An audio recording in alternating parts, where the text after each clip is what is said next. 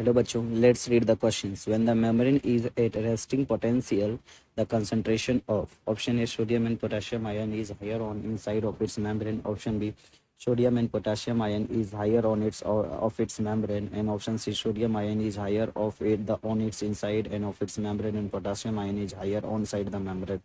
Option D sodium ion is higher on outside of its membrane and of potassium ion is higher on the inside. Question ये कह रहा है कि resting phase के दौरान यानी रेस्टिंग पोटेंशियल्स के दौरान जो है आयंस के कंसंट्रेशंस कैसे होते हैं बताने के लिए.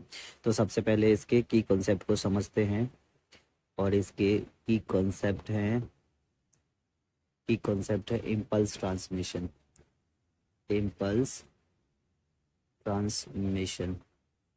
इम्पल्स का ट्रांसमिशन कैसे होता है उसके बारे में डिस्कस है.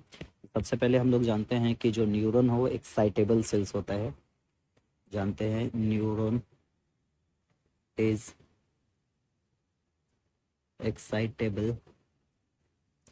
excitable cells because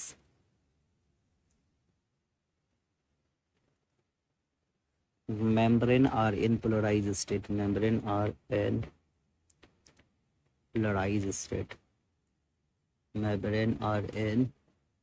polarized state due to difference in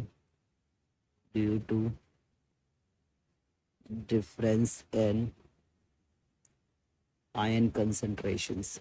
ion concentration की वजह से क्या होता है, मेम्ब्रेन के अंदर क्या होता है, पोलराइजेशंस होता है. What is the meaning of polarisation? Polarisation का मतलब होता है कि मेम्ब्रेन का जो पोटेंशियल है वो अंदर की तरफ कैसा होगा, हाई होगा. अंदर की तरफ ऐसे कि अंदर की तरफ नेगेटिवली चार्ज होगा और बाहर की तरफ कैसा होगा, पॉजिटिवली चार्ज होगा.